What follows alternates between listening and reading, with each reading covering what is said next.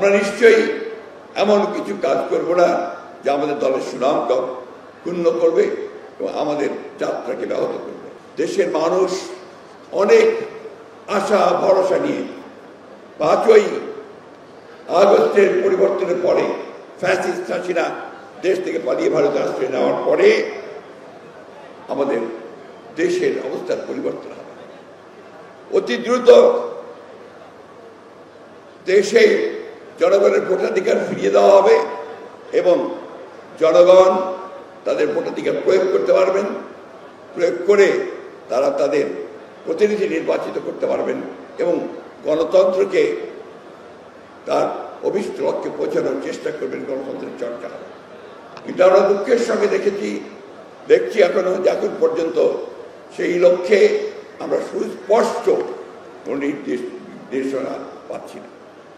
ইতিমধ্যে আপনারা জানেন দেশের অর্থনীতির অবস্থা অত্যন্ত শোচনীয় এবং দ্রব্যমূল্য বৃদ্ধি পাচ্ছে, আইন শৃঙ্খলার পরিস্থিতির অবনতি হচ্ছে, ক্রমান্বয়ে শিক্ষা অঙ্গনগুলো বিশেষ করে বিশ্ববিদ্যালয়গুলোতে শিক্ষার কোনো পরিবেশ থাকছে না।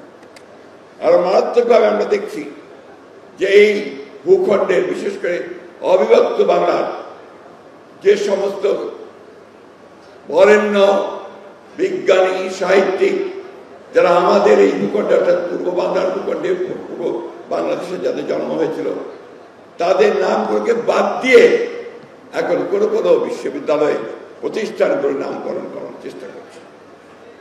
আমি একটি কথা বলেই আজকে আমার বক্তব্য সংক্ষিপ্ত আমি এখানে শেষ করব যে আমরা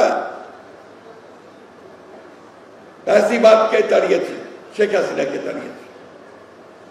আমরা এখন অপেক্ষা করছি আমাদের জনগণের যে আশা আকাঙ্ক্ষা, আমাদের দলের প্রতিষ্ঠাতা শহীদ প্রেসিডেন্ট জওয়াহরলালের যে স্বপ্ন একটি আধুনিক সমৃদ্ধ বাংলাদেশ রূপান্তরিত করবার, সেই গণতন্ত্রকে বিঘ্নিত করার জন্য, তাকে বাধা প্রদান করার জন্য আজকে একটি গোষ্ঠী, একটি মহল বিভিন্নভাবে চক্রান্ত শুরু করেছে। ফ্যাসিস্ট শেখ হাসিনা বিদেশে গিয়ে তিনি সেই চেষ্টা করছেন এবং বাইরে থেকেও চেষ্টা করা হচ্ছে। একই সঙ্গে দেশের অভ্যন্তরীণ অবস্থায় কিছু কিছু ব্যক্তি গোষ্ঠী তারা ভুল ব্যাখ্যা দিয়ে জনগণকে বিভ্রান্ত করার চেষ্টা করছে। আমাদের বক্তব্য আমরা বিভিন্ন সময় স্পষ্ট করেছি। মূল বক্তব্য রাখবেন আমাদের দলের ভারপ্রাপ্ত চেয়ারম্যান, আজকের সভাপতি জনাব তারেক রহমান সাহেব। আমি শুধু এইটুকু বলতে চাই যে আমরা অনেক ত্যাগ স্বীকার করেছি, আমাদের ইতিমধ্যে অনেক মানুষ চলে গেছেন, আমাদের ভবিষ্যৎ অনিশ্চিত হয়ে আছে, আমাদের অনেক যুবক ছেলেরা তারা চাকরি পায়নি, আমাদের অনেক নেতা কর্মী তারা পালিয়ে ঢাকায় এসে রিক্সা পর্যন্ত চালিয়েছেন। সেই অবস্থায় আমাদের যে লড়াইটা আমরা করেছি 15 বছর, সেই লড়াইকে বাস্তবে রূপ দিতে হলে, তার পরিণতিকে আনতে হলে আমাদের আজকে ধৈর্য ধরে অপেক্ষা করতে হবে। আমরা নিশ্চয়ই এমন কিছু কাজ করব না যা আমাদের দলের সুনামকে ক্ষুণ্ণ করবে এবং আমাদের যাত্রাকে ব্যাহত করবে। আমি দৃঢ়ভাবে বিশ্বাস করি যে বাংলাদেশ জাতীয়তাবাদী দল সব সময় পরিবর্তন এনেছে, পরিবর্তন নিয়ে এসেছিলেন, সংস্কার করেছিলেন প্রথম শহীদ প্রেসিডেন্ট জিয়া রহমান, এরপরে করেছেন দেশনেত্রী বেগম খালেদা জিয়া, আর এখন করছেন আমাদের জনাব তারেক রহমান।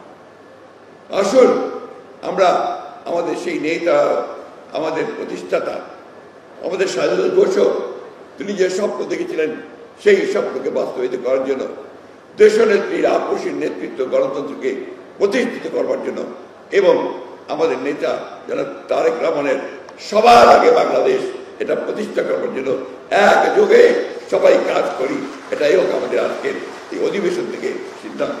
আপনাদের সকলকে অশেষ ধন্যবাদ। আসসালামু আলাইকুম, খুদা হাফেজ। বাংলাদেশ জিন্দাবাদ, বাংলাদেশ জাতীয়তাবাদী দল জিন্দাবাদ, শহীদ জিয়া অমর হোক, দেশনেত্রী বেগম খালেদা জিয়া জিন্দাবাদ।